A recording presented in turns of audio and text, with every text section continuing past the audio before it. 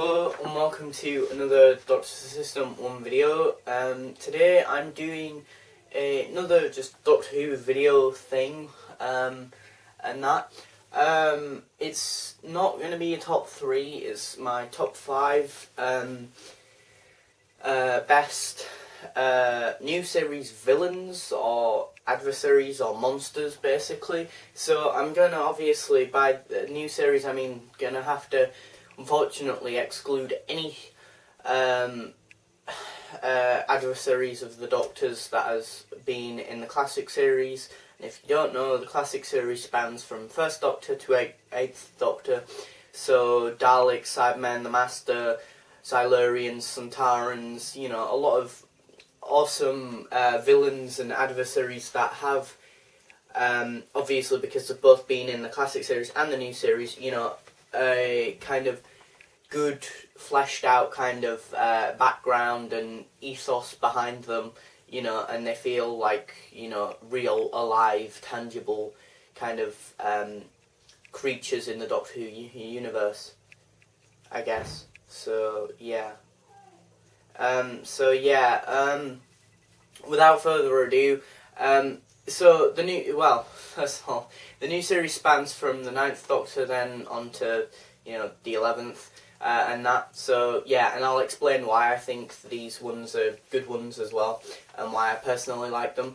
In at number 5, I would have to say the Reapers. They've only been in Father's Day, which was aired in Series 1. The episode was mainly just about how you can't just change time, like past, because, you know, someone's, you know, a loved one's died or something, you know, and that your actions have consequences, and the consequence was that these creatures, the Reapers, would come and kind of sterilise the wound and fix what has been undone. And that, which I liked. I liked them. They sounded really scary and menacing and kind of vulture-esque, vulture-like. Their body and just the way they were CGI'd. I mean, the CGI still stands up now. I can rewatch it and it still looks pretty good and believable and that. And I was about 8 when I first saw them, and they were pretty frightening, to say the least. My brother did ask, though, made the good point and asked, how come Stephen Moffat hasn't used them, and why aren't they in his series and that? And I'm thinking to myself, well, one, because he's head writer and he can do whatever he wants and can not bring them back or all. And 2, I guess with his era, it'd be too much. They'd be in pretty much every episode, because, you know, his tenure is too complex and convoluted, that everything would be all over the place, you know. The whole Series 6 thing is really confusing, and the Reapers would need to be in it all the time, you know, because the Doctor's supposed to die, but actually he doesn't, because he's a test lecturer and all that. So, but anyway, the design was really good. They frightened me as a younger kid. Or they gave me chills. I never went to bed thinking, oh my god, you know, I was never obviously that scared of a monster in Doctor Who, really, but it was, there was the fear there. Number 4, yeah, and I would love them to come back. All these monsters I would like to come back, probably apart from number 1, maybe. Number 4, in at number 4, is the Slitheen, another Series 1 monster, which we've only really seen in Series 1, World War III, Boomtown, and Aliens Invasion of London, I think it was called. I can't remember specifically, but the best way of explaining the Slitheen, if you don't know what they are, is basically, if you said to a kid, draw an alien, and I think that's basically the vague idea of a Slitheen, you know, big, bog-eyed, green aliens, you know, and that the kind of generic, basic premise we all have of what we think aliens will look like. And I think that's the beauty of them, that they're simplistic and yet still really frightening, you know, with those massive claws, like hands and that, and the fact that anyone could be one, you know, and they have those zips where they zip, you know, the skin off and that freaked me out as a kid, and yeah, that was creepy, and yeah, the fact that I you know, you know, I'd think, oh my god, is that person a Slitheen? Oh my god, is that person a Slitheen? You know, as a kid, you know, after watching the episodes and that, and I think that's the beauty of it, you know, something that's simplistic, but, you know, or something that's frightening, but can also intrude, you know, real life, you know, is kind of tangible, and that. And yeah, I think they're really good, sinister, creepy enemies, and they fart a lot, so, you know, which, and I like how they explain why they do that, which makes sense. It's not, you know, just there for comedic reasons, as much as it is hilarious when the actors and actresses are playing the Slitheen and there's the farting effect. The reason is that obviously the massive, but the thing around the neck compresses them down into people, but obviously all that excess sort of decompressedness comes out as gas, and that which is a reasonable explanation for why they fart so much, you know, and I like how they get killed, and I would love to see them return. I know Stephen Moffat probably won't make them come back because, you know, he's I don't think he's really ever used any of Russell T Davies's bad guys and villains and adversaries, even though I think some of them are really good. The Reaper was one thing about the Reaper that I forgot to mention. I really liked the sort of atmosphere when it was on screen, because it was like very dark, gothic horror kind of villain, and that was like really dark and gothic and kind of, I don't know, there was some sort of realism to it. I don't know why, but as a kid I always thought there was some sort of realism, maybe because they could kind of like fly, so I assume they were like alien birds or something. In at number 3, the Ood. I really love the Ood.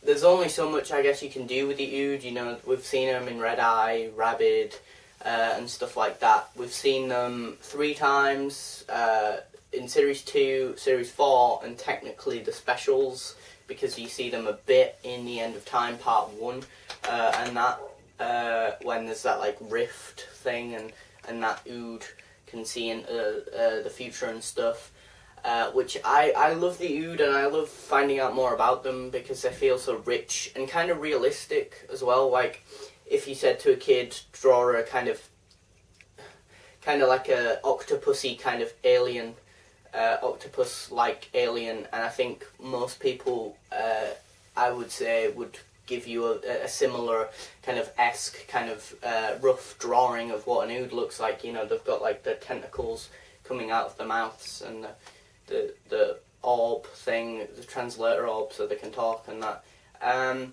So yeah, they're really good, but there's only so much you can do with them, I guess. But, you know, I like them. I like the Ood, and I would love to see more of them. In at number 2, the Silence. Love them. I love the fact that, you know, people, you know, plus hypnotic suggestion, you know, they've been making humans do things for years and years without people even realising, and that. But obviously, because of that, then those people who work for them obviously have those eye drives, so they know what's what, and that, and stuff. But yeah, I love the design, the slick. They remind me a lot of Slender Man, because they're in suits. But again, it's that sort of generic kind of alien look, you know, very, you know, like Paul. It's very that design, you know, very generic Area 51 kind of bulbous head and grey kind of design and that, which I love. And I love the big massive rubbery hands and that, which are massive and weird and kind of luminescence and eeriness, you know, to the way they move and drain energy and that. and stuff. But yeah, obviously number one is the Weeping Angels, just because they're psychological. They put fear into new Doctor Who, definitely psychological, because everyone needs to blink as a person. So obviously, if that's a weakness, then yeah, then that's a bad thing, because you know, if that's how that alien moves, then you know, we're in trouble as a species. And again, it's that familiarity, you know, that realism, you know, there's statues everywhere, you know, and that, so any of the statues could be Weeping Angels. And as a kid, you'd be like, oh my god, that statue by the park is a Weeping Angel, oh my god, and that, you know. So yeah, and I think that's what was good about the Creatures from Waters of Mars as well, which I forgot to mention. But yeah, I think they're really good, you know, because that's water, and it's another psychological thing. I think that's one good thing about Doctor Who. Doctor Who's always been good at making things that are real and turning them into scary things. You know, a classic series monster, what is like the classic series version of a Weeping Angel, to me at least, would be the Autons, you know, plastic, you know, mannequins coming to life and killing people on the streets, you know, would be frightening, you know, and that for a kid, you know, when walking past shops on the street and that. So yeah, Weeping Angels, the design is amazing, dark, gothic horror-esque, definitely, obviously. Blink, you know, you've got the dark atmosphere of that house, and obviously the eeriness of those Weeping Angels. And Stephen Moffat's obviously expanded upon them. I don't want them back for a while, and that, you know, I don't think they were effective really a lot in Time of the Doctor, and Stephen Moffat has said in countless interviews that he will be passing the torch on. He'll still have control